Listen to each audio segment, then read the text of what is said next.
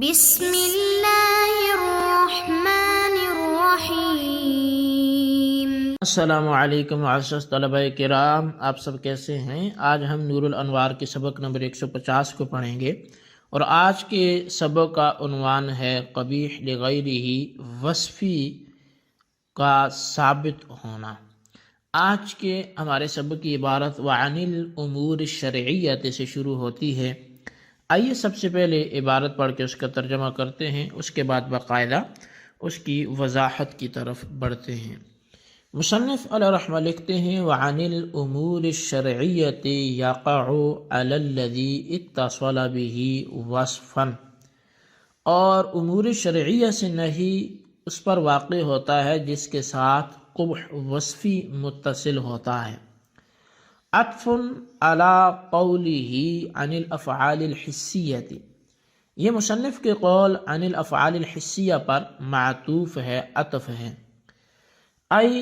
والنہی عن الامور الشرعیۃ یقع علی القسم الذی اتصل به القبح وصفا، یعنی یحمل علی انہ قبیح لغیرہ وصفا، یعنی کہ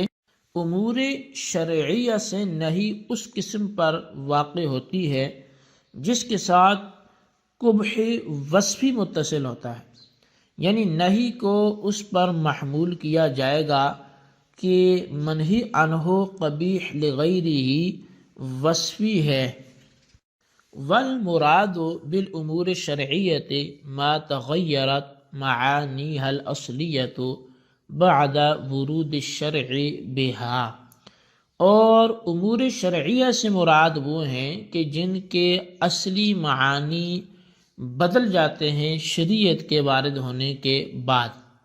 کالصوم والصلاۃ والبیع والاجارۃ، جیسا کہ روزہ، خرید و فروخت کرنا، اجارہ۔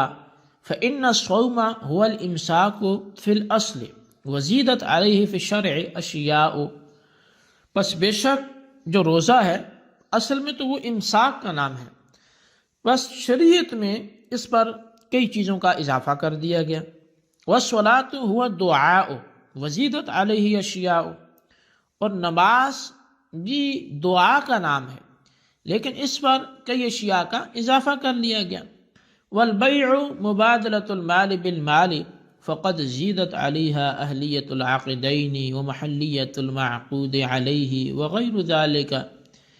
اور بے وہ تو مال کے بدلے مال کو لینا دینا ہے۔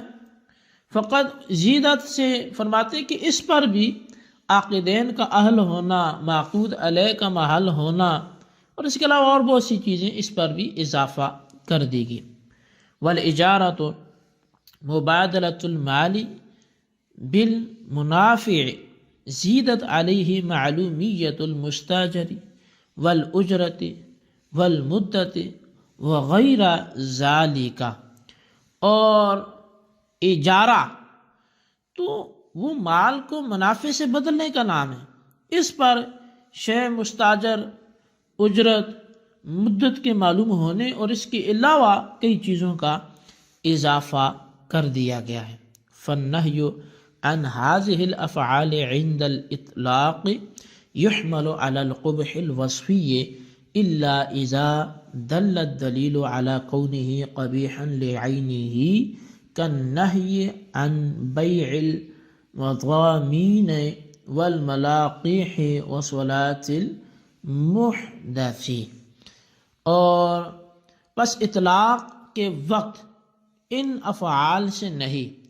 قبح وصفی پر محمول کی جائے گی مگر جب کہ کوئی دلیل اس کے قبیح لعینہ ہی ہونے پر دلالت کرے، جیسے مضامین اور ملاقیح کی بیع اور محدث کی نماز ہے۔ جی طلبہ کرام، یہ ہمارے آج کے سبق کی عبارت اور اس کا ترجمہ تھا۔ اب آئیے اس کی باقاعدہ وضاحت کی طرف ہم بڑھتے ہیں اور دیکھتے ہیں کہ آج کے سبق میں کیا ہمیں سمجھ آتا ہے۔ مصنف رحمۃ اللہ تعالی علیہ نے فرمایا کہ جو نہیں امور شرعیہ پر وارد ہوتی ہے اس سے قبیح لغیرہ وصفی ثابت ہوتا ہے، یعنی فعل منہی عنہ اگر افعال شرعیہ میں سے ہو تو وہ قبیح لغیرہ وصفی ہوتا ہے، اور اس کو وصفی ہونے کے ساتھ اس لیے خاص کیا گیا کہ اکثر اور اشہر یہی ہے، ورنہ تو کبھی کبھار افعال شرعیہ پر وارد شدہ نہیں قبیح لغیرہ مجاورن پر بھی دلالت کرتی ہے، جیسا کہ مغصوبہ زمین میں نماز پڑھنے پر جو نہیں وارد ہوئی ہے اس سے قبیح لغیرہ مجاورن کا ثبوت ہوتا ہے، نہ کہ قبیح لغیرہ وصفن کا، حالانکہ نماز افعال شرعیہ میں سے ہے نہ کہ افعال حسیہ میں سے ہے، جیسا کہ یہ بات پہلے گزر چکی ہے۔ بہرحال فعل منہی عنہ ہو اگر افعال شرعیہ میں سے ہو تو وہ بالعموم قبیح لغیرہ وصفی ہوتا ہے، اور امور شرعیہ اور افعال شرعیہ سے مراد یہ ہے کہ ان افعال کے اصل معانی شرعیت وارد ہونے کے بعد متغیر ہو گئے ہوں، مثلا روزہ، نماز، بیع اور اجارہ ہے، کیونکہ روزے کے معنی اصل نعت کے اعتبار سے دیکھا جائے تو مطلقاً وہ روکنے کے ہیں، اس کے اصل کے اعتبار سے روزے کے معنی صرف روکنے کے ہیں، لیکن ورود شرع کے بعد اس میں کئی چیزوں کا اضافہ کر دیے گئے، جیسے مفطرات ثلاثہ ہیں، کھانے پینے جماعت سے رکنا، یہ روزہ ہو گیا، اس کا صبح صادق سے لے کر غروب تک ہونا یہ بھی شرط ہوگی، نیت کا ہونا تو یہ بھی اس میں ضروری ہو گیا، تو کئی چیزوں کا اس میں اضافہ ہو گیا۔ اور صلاۃ کے اصلی معنی دعا کے ہیں، لیکن شریعت نے اس پر رکوع، سجود، قیام، قعود، قرات وغیرہ بہت سی چیزوں کا اضافہ کر دیا۔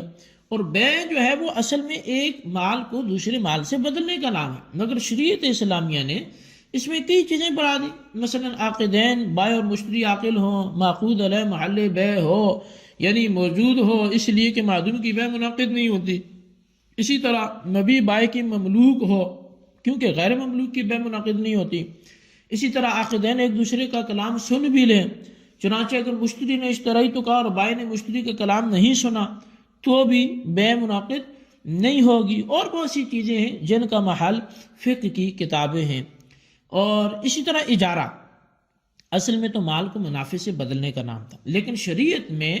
اس پر چند چیزیں بڑھا دی گئی، جیسے مستاجر یعنی جو چیز اجرت پر لی گئی ہو وہ معلوم ہو اور اجرت معلوم ہو، مدت اجارہ معلوم ہو، شے مستاجر کی منفعت ایسی ہو کہ جس کو حقیقتاً یا شرعاً حاصل کرنا اجرت پر لینے والے کے بس میں ہو،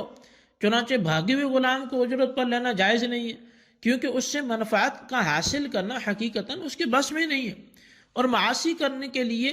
کسی چیز کو اجرت پر لینا بھی جائز نہیں ہے، کیونکہ اس سے شرعاً منفعت کا حاصل کرنا ممکن نہیں ہے۔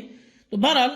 افعال کے معانی اصلیہ اگر ورود شرع سے بدل گئے ہوں تو یہ افعال شرعیہ کہلائیں گے، اور ان افعال شرعیہ پر جو نہیں وارد ہوگی اس کو قبیح لغیرہ وصفاً پر محمول کیا جائے گا، بشرطے کہ نہیں مطلق ہو، یعنی نہ کوئی قرینہ موجود ہو اور نہ کوئی معنی موجود ہو۔ ہاں اگر اس بات پر کوئی دلیل موجود ہو کہ افعال شرعیہ پر جو نہیں وارد ہوئی ہے وہ فعل منہی عنہ کے قبیح لعینہ ہونے پر دلالت کرتی ہے، تو اس صورت میں فعل منہی عنہ اگر افعال شرعیہ میں سے ہو تو بھی وہ قبیح لعینہ ہوگا نہ کہ قبیح لغیرہ، جیسے بیع مضامین اور بیع ملاقیح سے نہیں، یہ قبیح لعینہ پر دلالت کرتی ہے، اور محدث کی نماز سے نہیں قبیح لعینہ پر دلالت کرتی ہے، حالانکہ یہ تینوں چیزیں افعال شرعیہ میں سے ہیں کیونکہ ان کے قبیح لعینہ ہونے پر دلیل موجود ہے، اور دلیل یہ ہے کہ مضامین مضمونہ کی جمع ہے، اور بیع مضمونہ یہ ہے کہ ایک شخص یہ کہے کہ میرے اس نر جانور کے نطفہ سے جو بچہ پیدا ہوگا میں نے اس کو اس قدر ثمن کے عوض میں فروخت کر دیا ہے، اور ملاقیح ملکوحہ کی جمع ہے، اور بیع ملکوحہ یہ ہے کہ ایک شخص یہ کہے کہ میری اس مادہ مثلا بکری کے پیٹ میں جو بچہ ہے میں نے اس کو فروخت کیا، یہ دونوں جاہلیت کی بیع ہیں، لیکن رسول خدا صلی اللہ علیہ وسلم نے ان دونوں سے منع فرمایا، جیسا کہ مسلم شریف کی حدیث میں کتاب البیوع میں بہت سی روایات اس حوالے سے مذکور ہیں۔ بس ان دونوں بیوع کے قبیح لعینہ ہونے پر دلیل یہ ہے کہ عقد بیع کا رکن مبیع ہے، اور ان دونوں وجوہ میں مبی معدوم ہے، اور معدوم کی بے باطل ہوتی ہے، یعنی مبی معدوم ہونے کی صورت میں بے ذات کے اعتبار سے موجود نہیں ہوتی بلکہ باطل ہوتی ہے، گویا ان کی ذات ہی میں قبح موجود ہے، اور جس کی ذات میں قبح موجود ہو وہ چونکہ قبیح لعین ہی ہوتی ہے، اس لیے یہ دونوں وجوہ قبیح لعین ہی ہوں گی۔ اور صلاۃ محدث کے قبیح لعین ہی ہونے پر دلیل یہ ہے کہ بندہ ادائے صلاۃ کا اہل حالت طہارت میں ہوتا ہے، بس جب بندہ ادائے صلاۃ کا اہل حدث سے پاک ہونے کی صورت میں ہوتا ہے تو فعل صلاۃ مع الحدث یقیناً قبیح لعین ہی ہوگا۔ بہرحال یہ ہمارے آج کی سبق کی عبارت، ترجمہ اور اس کی وضاحت تھی جو آپ نے سماعت کی، اس کو اچھی طرح سمجھیں اور اس کے خلاصے کو رجسٹر پر لکھیں، بالخصوص ان سوالات کے جوابات دیں۔ سوال نمبر 1 یہ کہ اجارہ کا اصل معنی کیا تھا اور ورود شرع کے بعد اس میں کیا تبدیلی آئی، کوئی 2-3 پوائنٹس لکھ لیں۔ اور سوال نمبر 2 یہ ہے کہ صلاۃ کا اصل معنی کیا تھا، ورود شرع کے بعد کیا ہوا، اس کی بھی کچھ وضاحت کریں۔ اللہ تبارک و تعالیٰ سے دعا ہے جو کچھ ہم نے پڑھا سنا اسے یاد رکھنے کی توفیق نصیب فرمائے، آمین بجاہ النبی الامین صلی اللہ علیہ وسلم۔